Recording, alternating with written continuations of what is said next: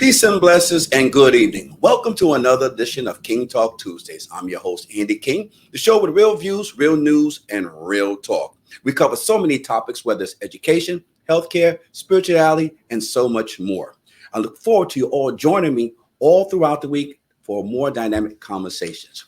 You know, Facebook airs us every Tuesday night at 7 p.m., as well as Roku TV, Amazon Prime, Verizon Satellite, Apple TV, and so much more. So we're asking you all to tune in at 7 p.m. to watch King Talk Tuesdays every Tuesday. We also air at 9 p.m. on Optimal Channel Optimal Channel 70, as well as Files Channel 2136. Please check your local listings for previous and past episodes. You know what I always say, right?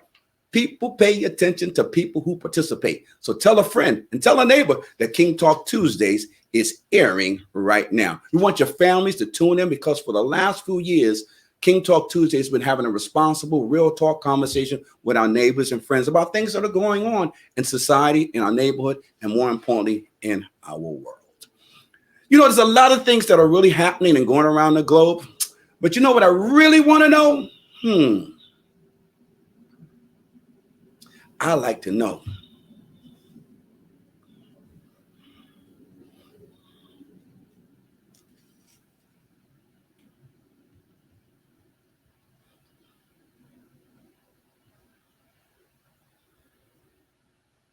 As the great Marvin Gaye used to say, what's going on? What's going on? What's going on? Well, we want to tell you what's going on around the globe, in the city of New York, more importantly, in the North Bronx. Just letting you know that tomorrow on September 11th at 7 p.m., the 47th Precinct Council will be having its annual meeting. Coming back from a summer break, it will be held at the Eastwood Manor, which is located at 3371 Eastchester Road in the borough of the Bronx. They will be celebrating 9/11, our firefighters, and so many who were first responders on that historic and horrific day at the same time. So please, if you have an opportunity to come on over as they celebrate the Cop of the Month, community leaders, more importantly, you get an opportunity to talk to the borough commanders that are there from the 47th Precinct, to voice your concerns, meet your neighbors, but more importantly, come together and get the questions that you need answered on that day by NYPD. So make sure you show up tomorrow night at tomorrow Wednesday, 7 at 7, what they call September 11th, for the 47th Precinct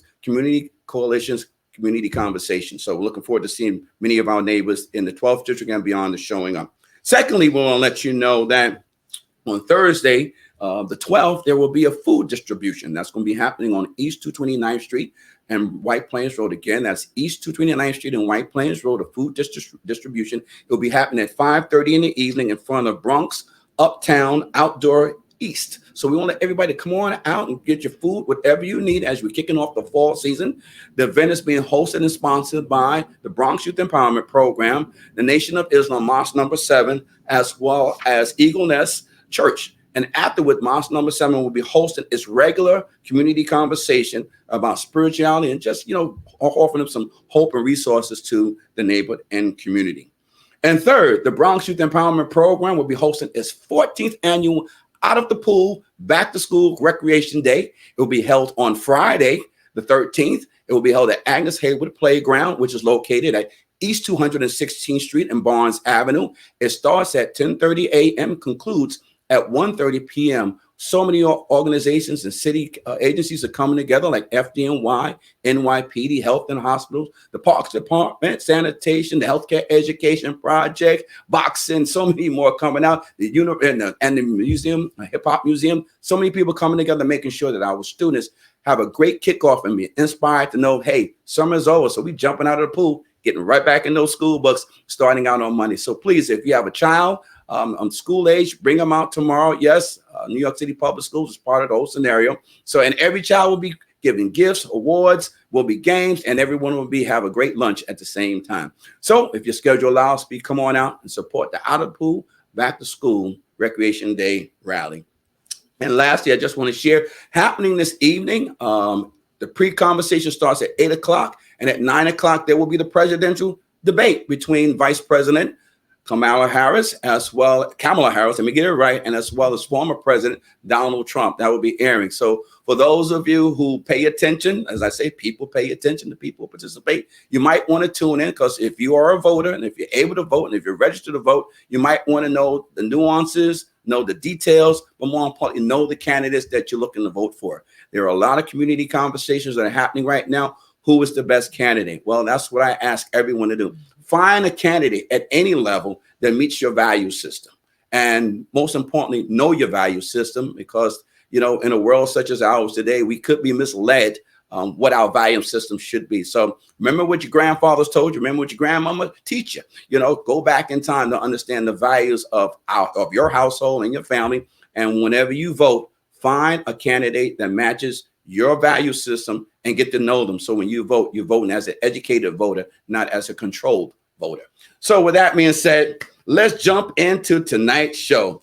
I got two dynamic women who are knowing what's going on, and a third one that's going to be joining, and a brother that's going to drop it like as hard as I was told. So first, I want to introduce for the first time the King Talk Tuesdays, as the topic is back to school. First, I want to introduce Sister Nicola Carruthers here, joining us for the first time out of Aerospace High School, who leads up part of the special education, as well as a senior advisor for students who will be graduating. Let's welcome her to King Talk Tuesdays, everybody.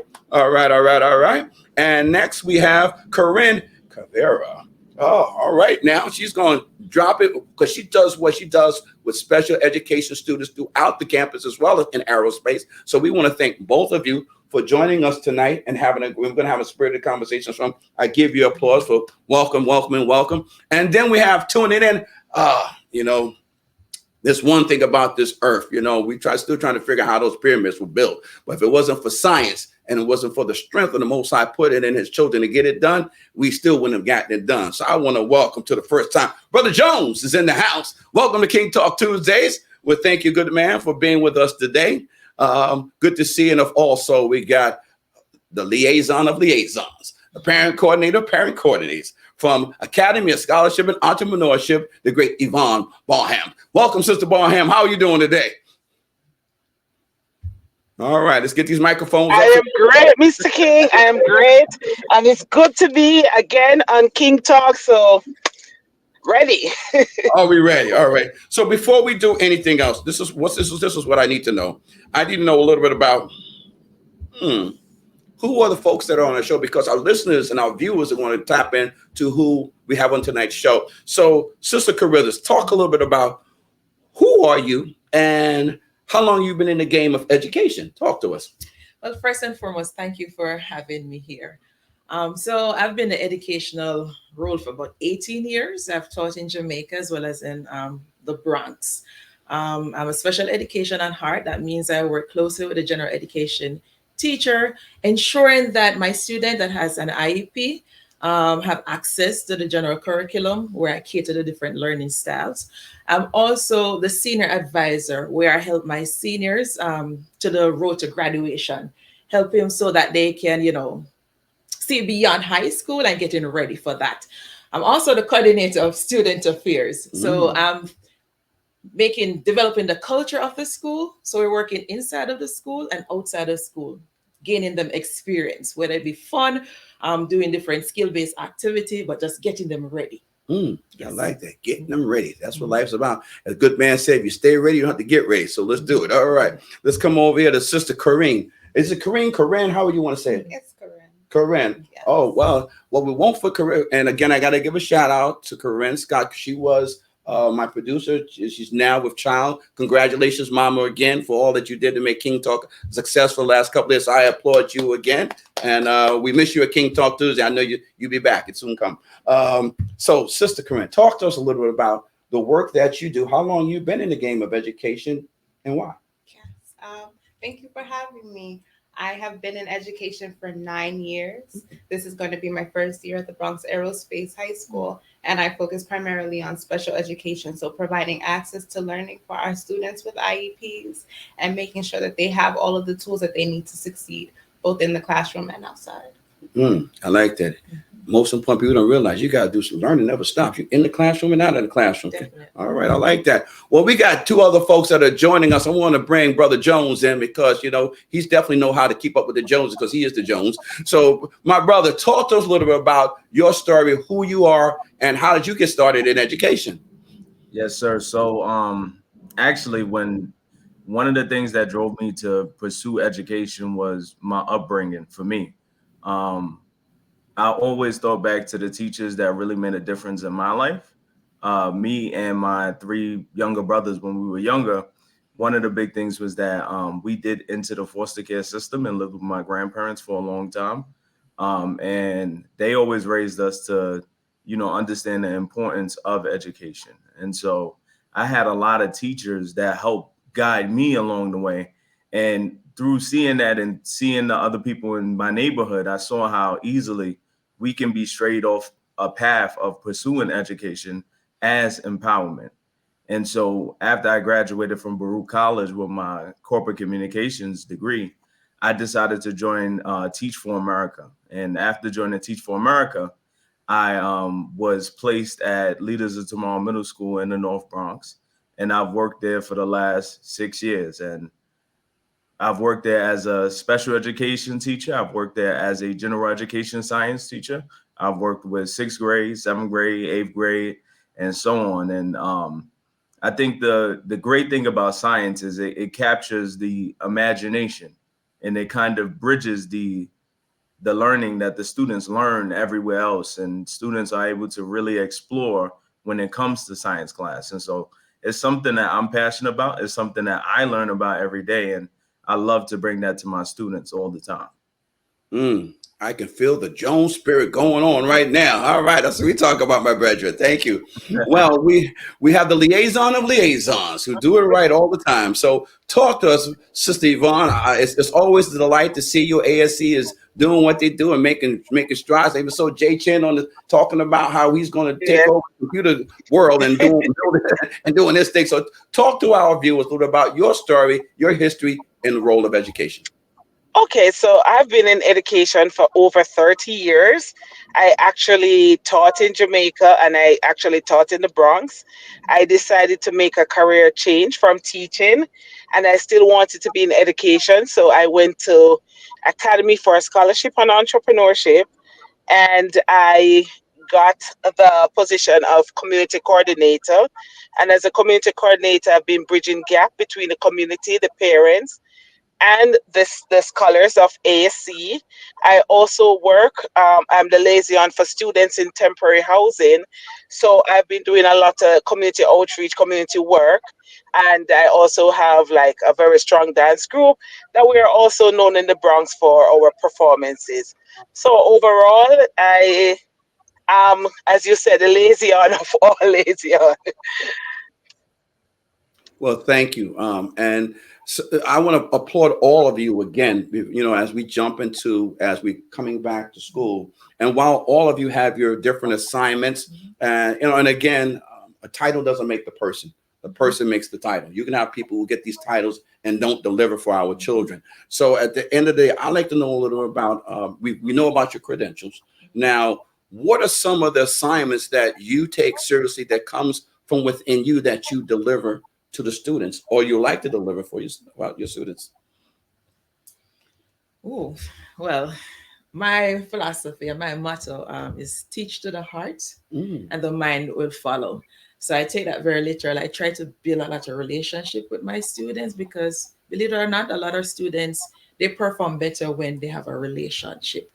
So I work with my students in developing communication. Nice. Kids need to know how to communicate. Right. Because a lot of times they might want to fight it out. We don't want that. So we're teaching restorative practices and so forth. So pouring into my kids just to take them one step at a time, different strides. So empathizing with my students also and allow them to empathize with others. Because we're building character, not only academics, but character, letting build the whole man. So that is something that I try to pour into my students. I like that. We're talking about pouring in things to our own students to make them better human beings. You talk to me about what's your philosophy when you walking into a school classroom or a classroom as you or kids are coming up to you with what's your philosophy to help them move through the day? I have the unique opportunity of working in the same community that I live in. So I have a different kind of commitment to my students. I feel like when I look at them, I look at myself. I see my own children. And it really does make me want to invest that much more in all of the potential that's untapped for them. So this means, being able to build relationships with students, because I really do believe that students can only learn from adults that they trust. And fostering that relationship really allows them to come out of their shell and to feel comfortable taking risks in education and being vocal about the things that they need. And that really does make a difference in our community. Well, we're talking about building relationships and making a difference in our lives and making a difference in our community. So we're going to take a quick break because there's no other greater relationship. I know for me and so many others than having a relationship with the Most High in Christ. So we're going to be right back after this message from Israel United in Christ.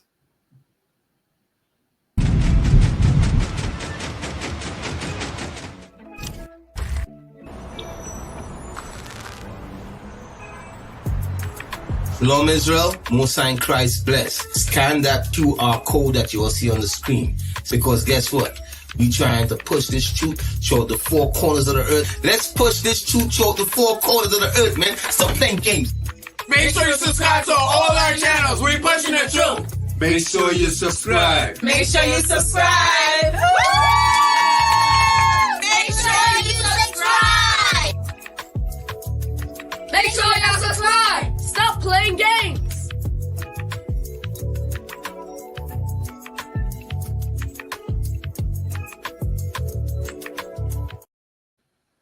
Welcome back to another edition of King Talk Tuesdays. I'm your host, Andy King, the show with real views, real news, and real talk. We air every Tuesday, 7 p.m. on Facebook, as well as Millennium TV News 24, Amazon Prime, Horizon Satellite, Apple TV, Smart TVs, and so much more. We also air at 9 p.m. on Optimal Channel 70, as well as Fire Channel 2136. So please tell a friend and tell a neighbor that King Talk Tuesdays is on, because tonight we're having a very dynamic, great conversation with our educators talking about we back to school, baby. And school not only goes from 9 to 5 or 8 to 3 or 7 to 2. It's an all year round process when you talk about getting school. Now, talking about somebody who's doing some real schooling, I want to bring in Brother Jones here to talk a little bit about his vision as a science teacher and what he's been doing or his vision for the kickoff the school year. Brother Jones, talk to us.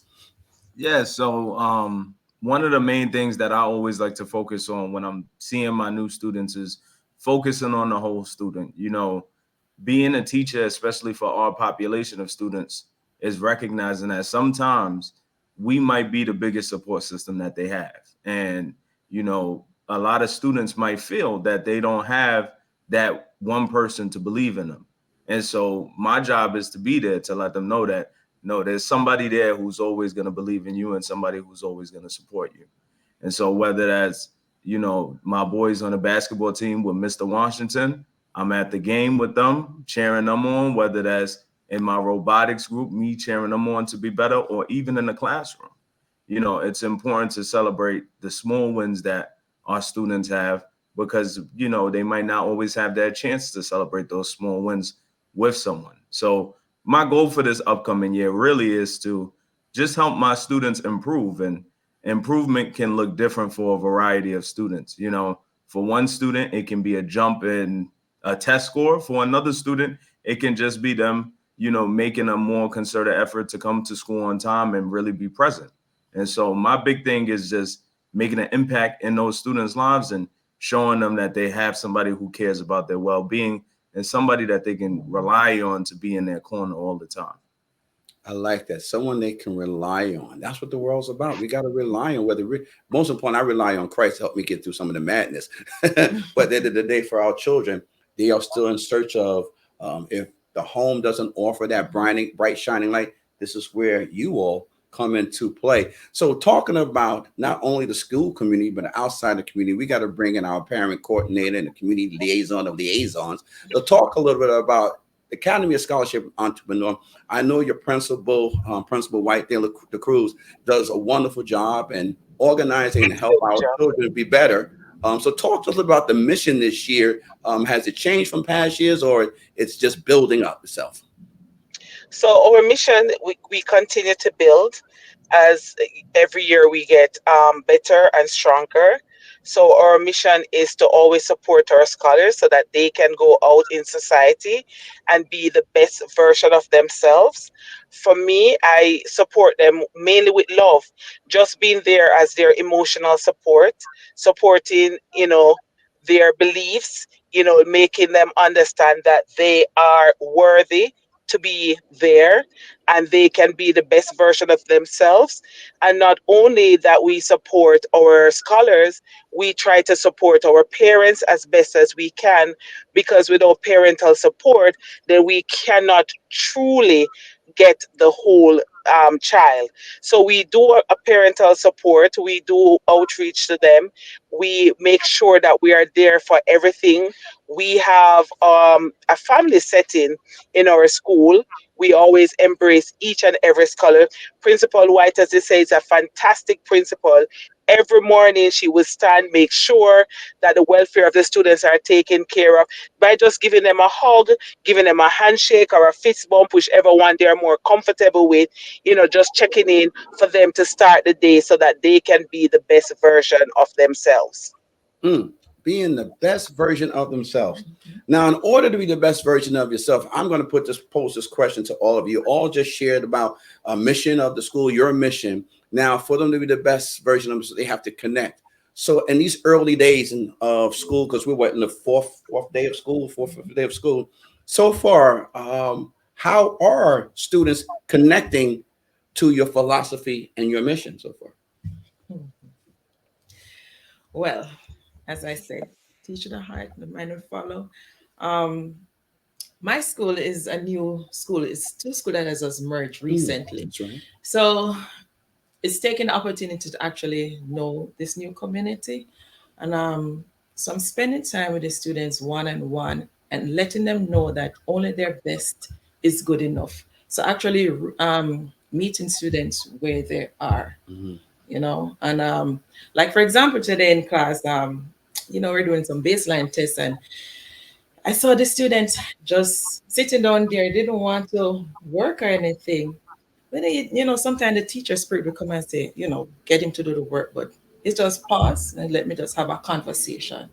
What is going on? Talk to me. Do you understand here? Let me break this down. So it's just reaching them where they are and just moving forward. Okay. All right. Tapping into that soul, to that heart you said that they got to learn from. Okay.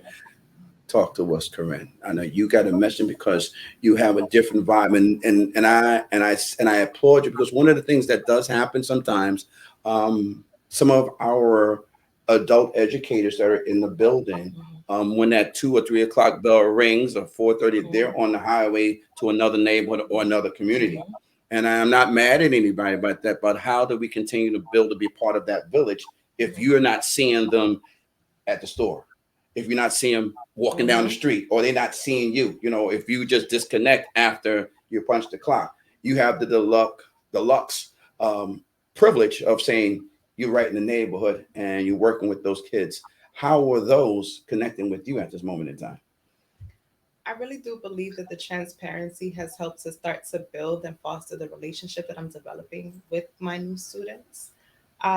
There's a lot of work to be done, but I feel like we are starting to develop a culture of respect, a respect for difference, a respect for the changes that are to come for this new community within a community, and really just getting their input on what it is that they want to happen in the classroom. What are some of the norms and expectations that are important to them that we can disseminate throughout our community to make sure that the community is not just what the adults want it to be, but what the students need it to be. Not what you want, but what you need. I was told a long time ago, your needs will take care of your wants, but your wants will never take care of your needs. So remember that now.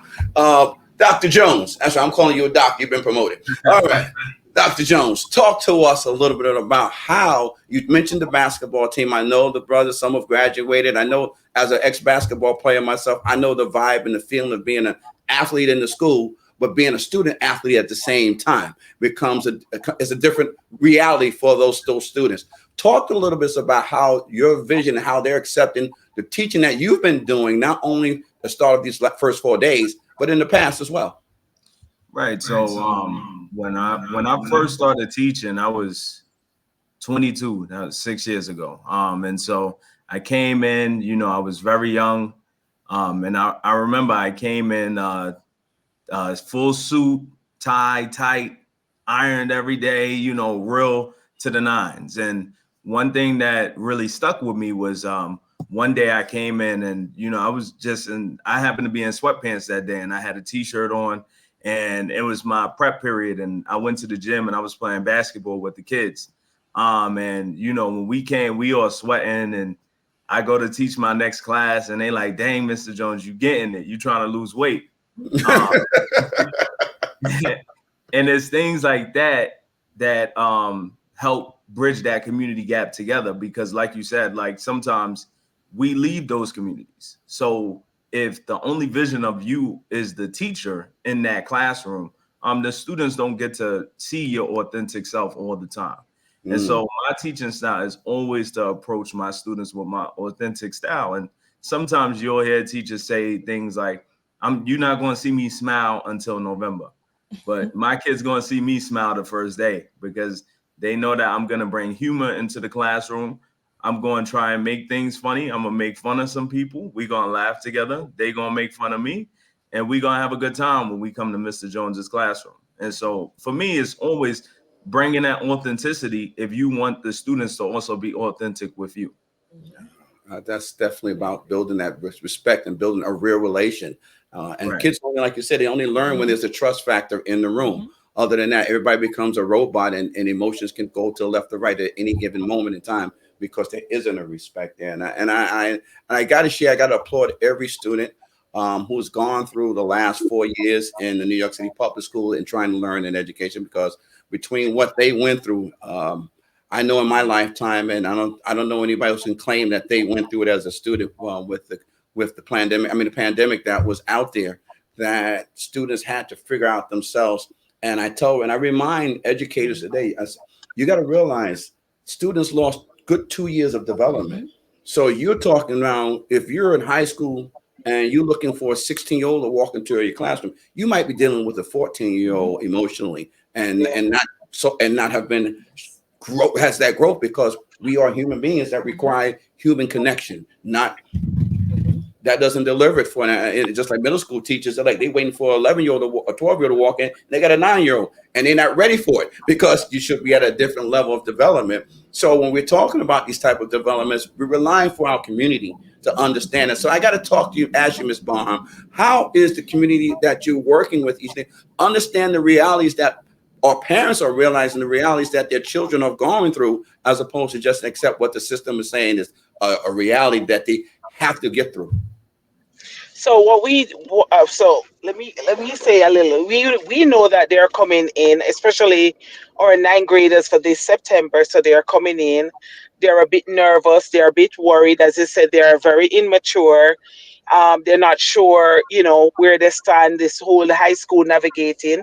So what we always do at ASC to ensure that they are comfortable. The first day, we always host a welcome reception.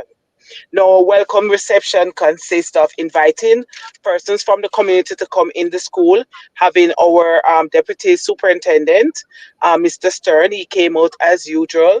We have the radio station with music. We have the music. We had the band this year. We give them breakfast for both parents, scholars, setting up the breakfast so they have, so that first hour or two, we make it relaxed, make it more casual so that they embrace the fact that they're in school, letting them meet the teachers on a casual basis, encouraging them, motivating them, telling them that, listen, this is high school, this is what you can do, especially for a ninth grader, celebrating them, or new scholars coming in the school, letting them understand that we're a family and we are here for them. And as I said, we don't only do it for our students, we also do it for our parents because they are a part of the community.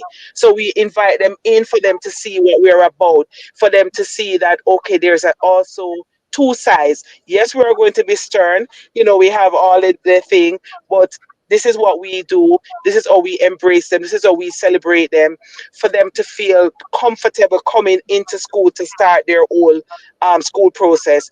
This don't only continue for this, don't only stop at the first day. This is something that we continue. So every morning we still go and we beat them as they're coming up the stairwell. As I said, a hug, a fist bump. How are you doing?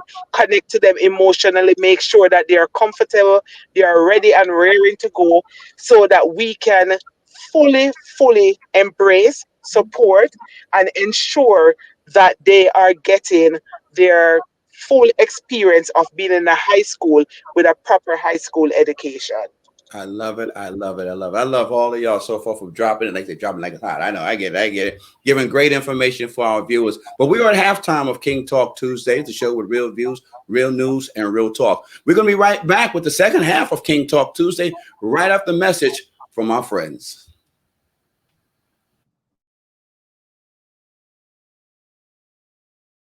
Good Neighbors Community Outreach Agency provides programs that help community residents improve their lives and support their families. Are you in need of food, clothing, employment, or a home?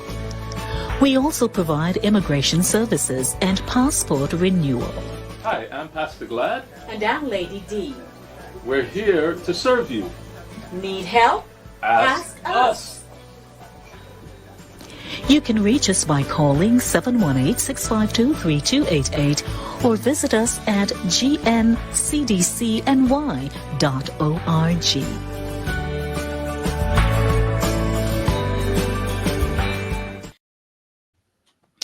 Welcome back to King Talk Tuesday, the show with real views, real news, and real talk. I'm your host, Andy King. We air every Tuesday at 7 p.m. on Facebook, as well as Millennium TV News 24.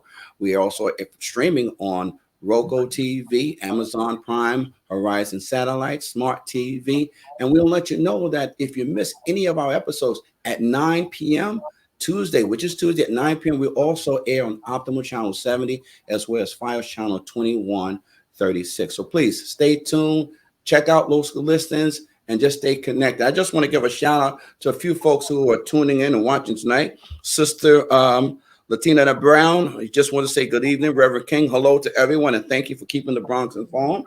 Also, we want to give a shout out to it says Chopin Chowdhury. He says King Show, a very important show, and we appreciate that. And Nancy Johnson, thank you for tuning in, saying excellent show. And Brother Musa, we want to thank you for tuning in and letting us know that. And Mariam Jacob saying that this show is cool for people across America, and they thank us for having this conversation and thanking Millennial TV News 24. One of the things that I do share at halftime is that understanding the world that we're in today can be challenging, navigating the trials and tribulations. And trust me, I've walked through the valley of shadows of death, and I always look to the Most High in Christ to help me navigate those things. You know, concrete hurts. So I always let him carry me through those moments, because when you fall and hurt yourself, I'm telling you, like I said, concrete hurts. So I ask everyone while you're out there, I've sent prayers to our principals and educators, praying for their protection this year, praying for their guidance and their wisdom this year, praying that any evil that distracts them from being a cohesive, united team within a school building only hurts the students, because students emulate what they see adults do. So we adults got to be better, stay better, and do better for those young souls who are looking to emulate someone they trust, looking to find someone they trust, but more importantly, being the person that can be trusted as well.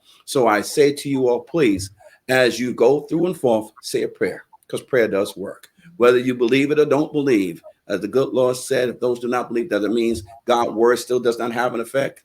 God forbid. So I just share with you, say a prayer for yourself, say a prayer for your family, say a prayer for your neighbor, say a prayer for your friends, say a prayer for your enemy, say a prayer for your frenemies, just say a prayer for your communities, just say a prayer. I think prayer for all of us to help us navigate the world that we're all trying to manage today, especially for our young ones who are looking to emulate us and be like us and be better than us. With that being said, let's jump back into the second half of King Talk Tuesday, the show with real views, real news, and real talk. And we have a real talk because we're back to school. And we're going to be having more of these conversations on back to school as the school season kicks off. So we'll have some more educators and some principals jumping in, giving their thoughts and vision of how to navigate the school year for them, not only just for the adults in the building, but more importantly, to why we wake up each and every day is for those young students that show up into the school building.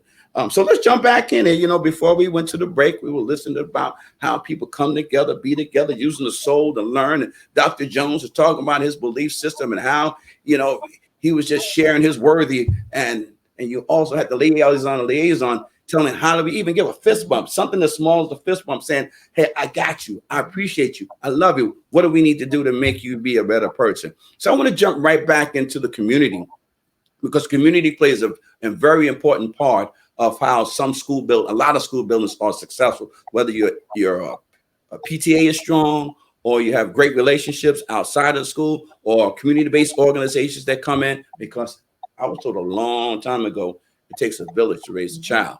So talk to us a little bit about, Ms. Barham, about ASE. How's the village there? What do y'all do to connect with the neighbor, bring the parents in, have people more engaged, you know, to keep the community strong there? Okay, so as I said, we do things like welcome reception.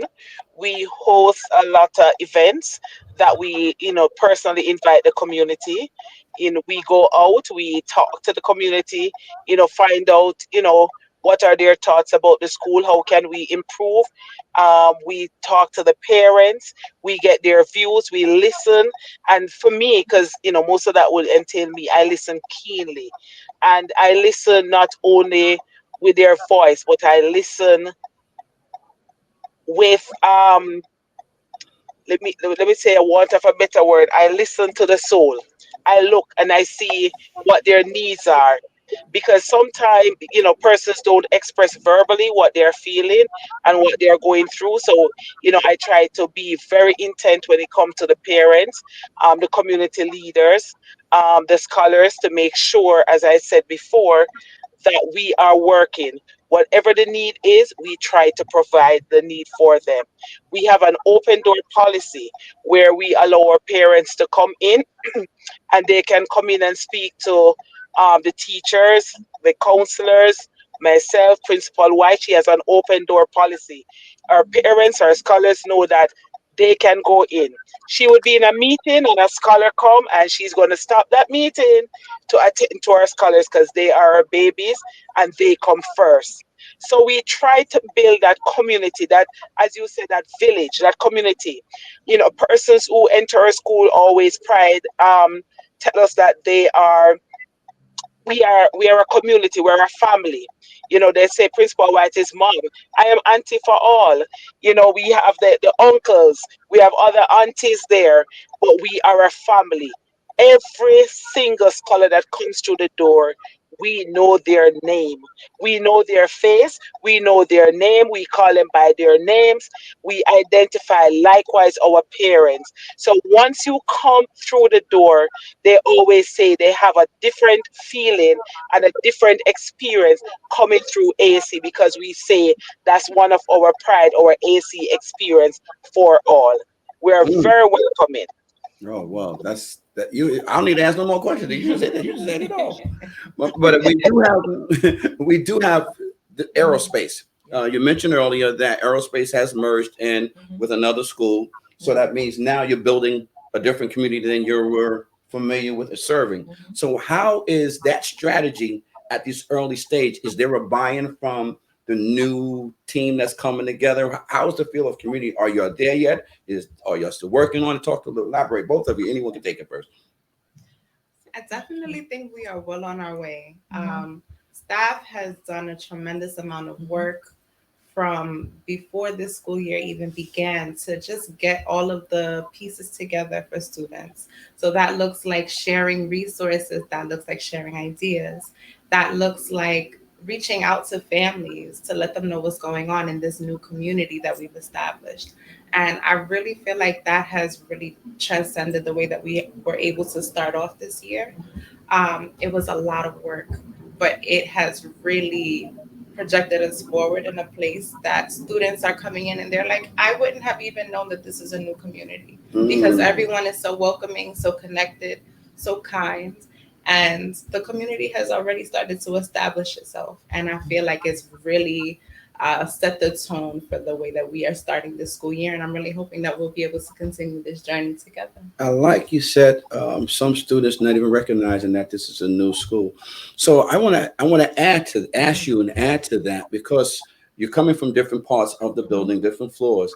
Now you could tell me if I'm wrong, but I would think that some of the students already knew each other from being in the building. Or even just exiting the building and seeing the same faces, and you get to know. How is that working out for those who have been in the building, who know each other? How is that kind of vibe or feeling or buying that, hey, we were two different floors and I can only do that and I can actually give you a handshake and everything is all right. I'm not getting chastised for being on the wrong floor. To be honest, I say we're a family. All right.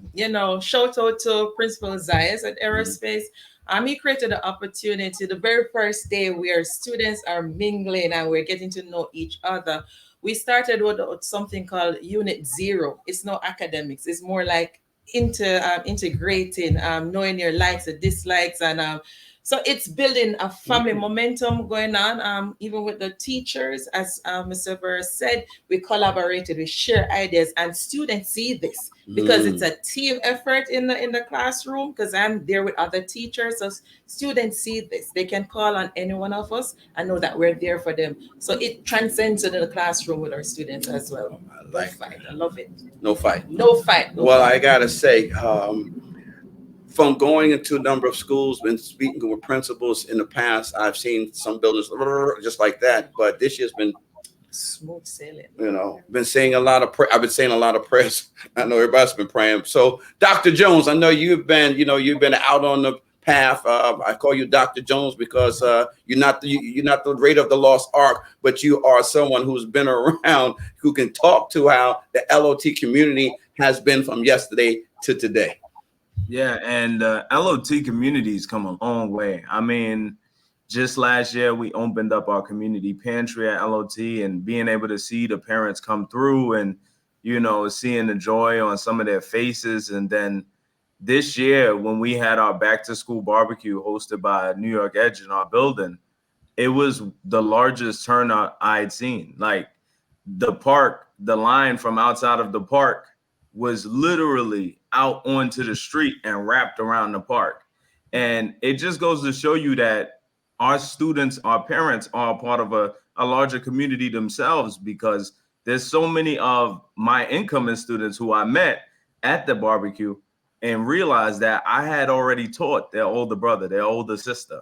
And those are relationships that you can leverage. Like I went there and I spoke to some of those older brothers and sisters and let them know, to encourage their siblings to have a good year. And it's encouraging to see those things because it shows that our outreach is working.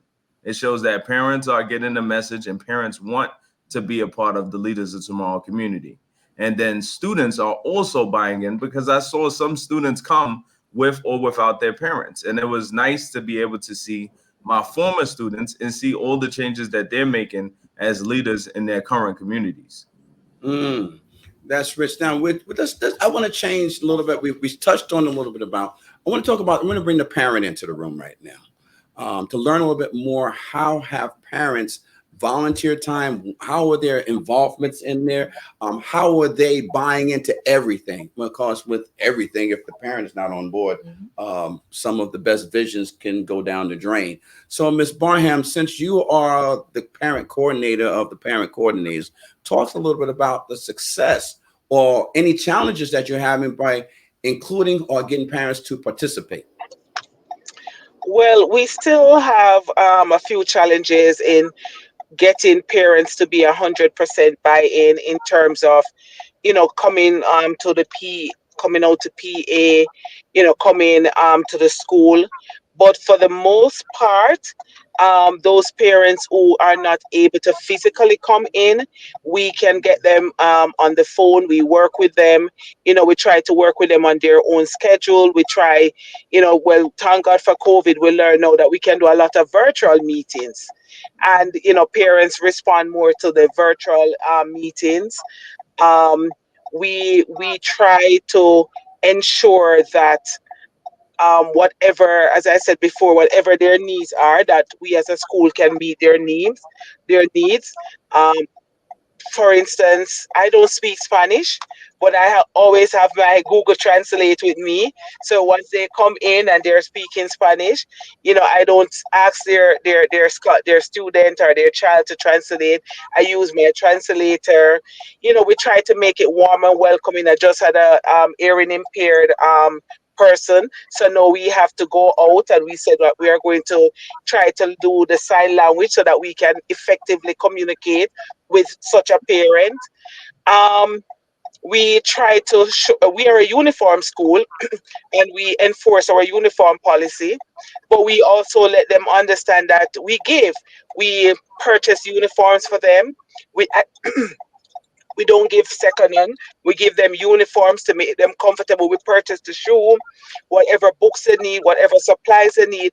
We try to make sure we give them that whole high school experience, that they should not feel in any form or any way less than. And as I said, the parents, no matter where they are, what status they are in life, we welcome them. We give them a hug.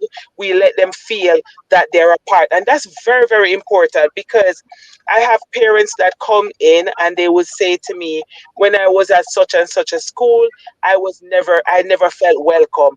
I never felt that family bond. I never felt that I was a part or that I belong. And they always say, but once they come and they start here, there's a whole different thing to it. So we try to work hard with that to ensure that we do everything that our students can get the best of it, and the Uh, parents. that sounds like a blessing. Well, we got to take a break, and we're going to get a message from a group who parents have brought in, New York Public Schools have brought in, community has brought in, and they've been around going on 19th and their 19th year, heading into their 20th year. We'll be right back on King Talk Tuesday after a word from the Bronx Youth Empowerment Program. The Bronx Youth Empowerment Program, YEP, is a youth organization that has served the Northeast Bronx for 17 years. During our tenure, we have provided recreational and educational forums that have nurtured the growth of many youth in the community. YEP has also serviced hundreds of youngsters around New York City. YEP's target audience is youth from the age of 11 to 18, with the goal of helping youth become productive adults.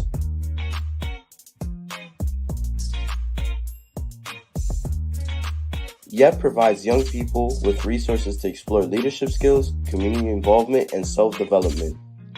YEP consists of weekly and bi-weekly informational sessions with guest speakers from professional, political, and entertainment arenas.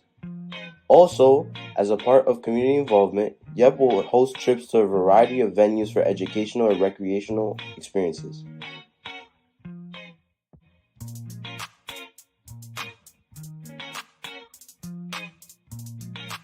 As we continue to partner with other local organizations and serve our community, we will strive to unite and develop the youth in our community.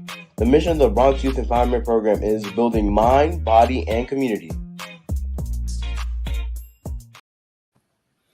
Oh, yeah. We're looking to build mind, body, and community with the Bronx Youth Empowerment Program. 19 years in its making, led by yours truly, Andy King, and co-founder, my darling wife, Neva Schilling King. We started it up almost 20 years ago, and we never thought we'd still be going strong, but we're still going strong. And we thank you, everyone who's been part of nurturing and keeping our teens and our youth strong.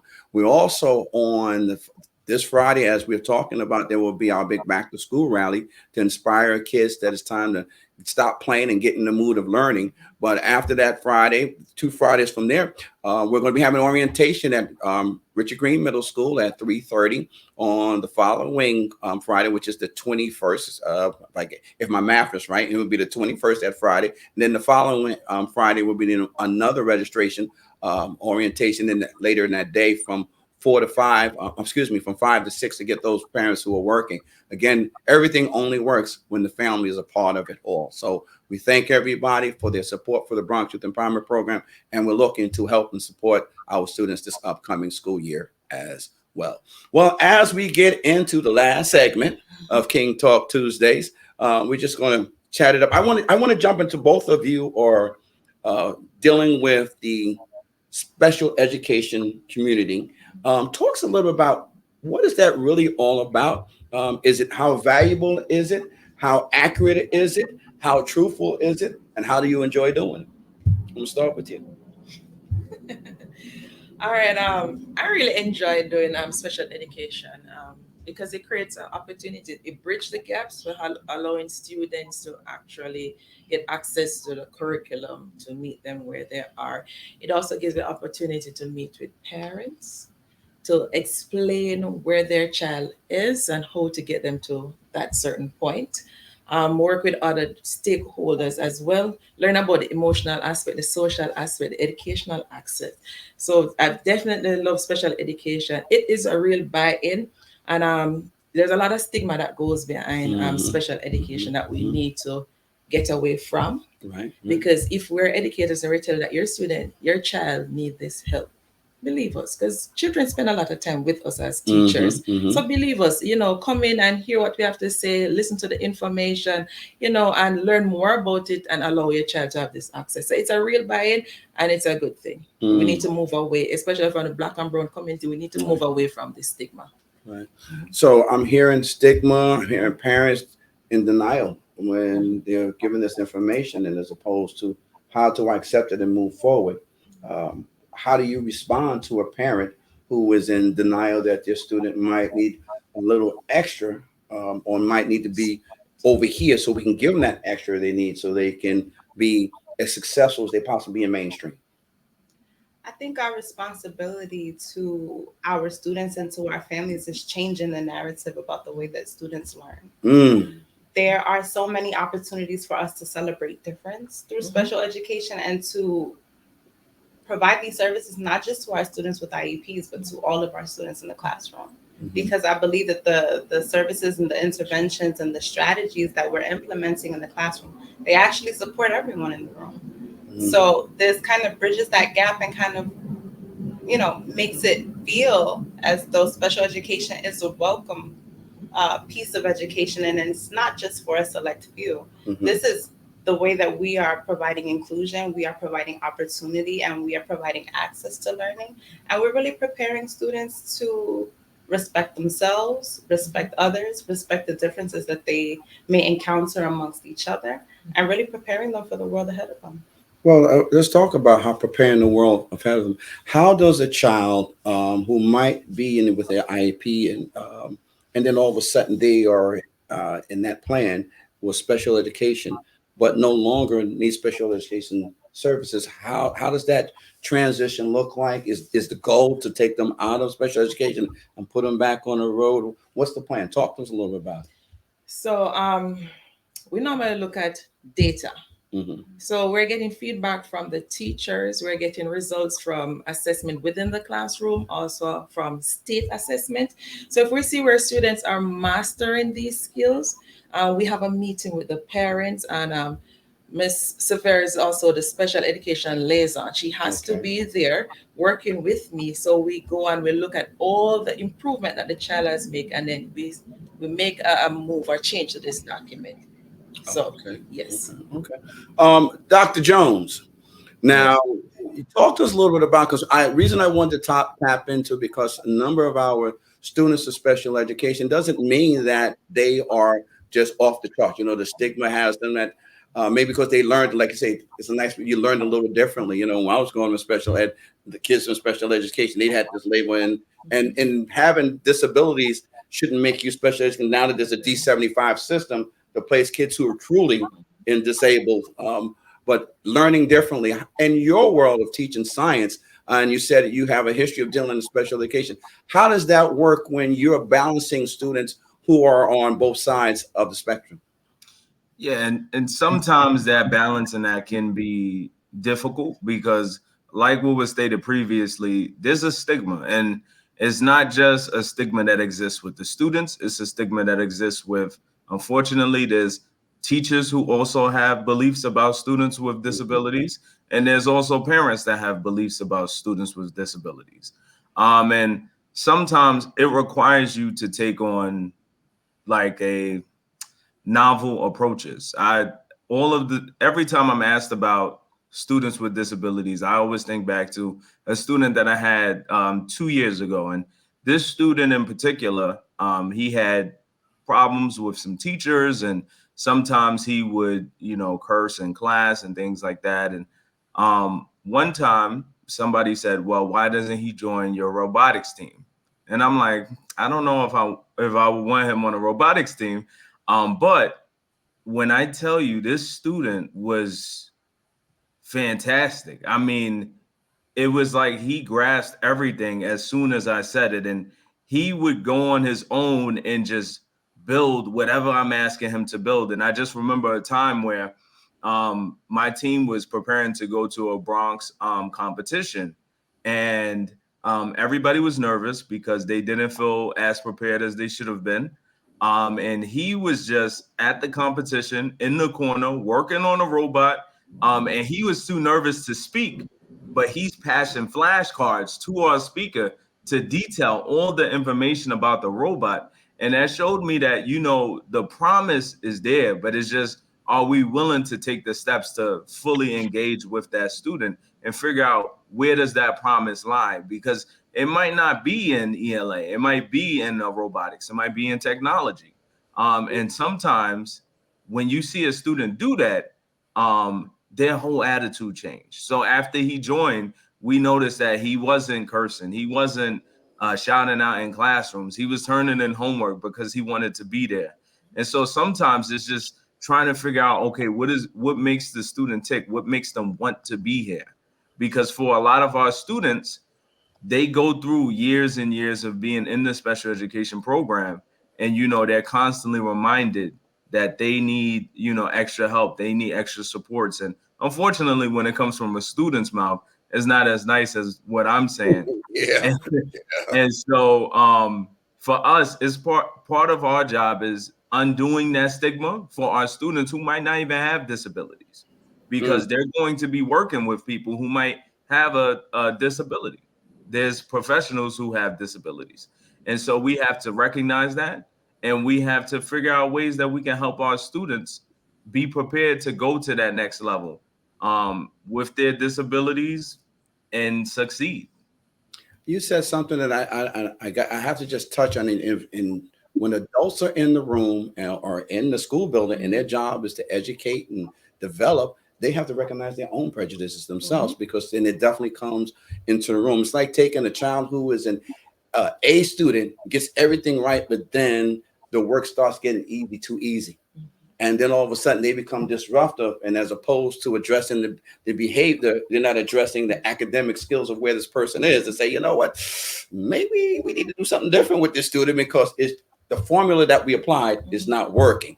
Doesn't mean that the child's a problem. It just means that we got to change our way of thinking. Listen, we're about almost done on King Talk Tuesday, so I want to give everybody at least 15 to 30, 15 seconds to say whatever they want to say, whatever motivating words that you want to use to tell the student world that, hey, we're back to school and how to get it right. I'm gonna start with you, because you're gonna talk to the parents on this one, Sister Barham. Give us your final thoughts and words. You got 30 seconds. Okay, so Mike, quickly, I just want to say to the parents that they are to support their scholars even during the high school. This is the time that they need you. You are to be there every step of the way. Do not let them, teenagers say they're old enough. They are not. They are still your babies. Love them, support them, be there for them. It makes a world of a difference.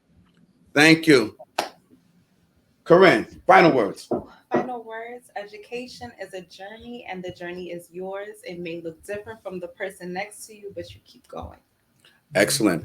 Listen, I was just notified that our time is concluded. We are done here on King Talk Tuesdays. But as we do on King Talk Tuesdays, we end every show with the scripture. And tonight's scripture reads from Proverbs 22:6. And it reads, train up the child the way he shall go, And when he's old, he will not depart from him. If no one told you today, God loves you, and so do I. Your friend, your brother, and your neighbor, Andy King.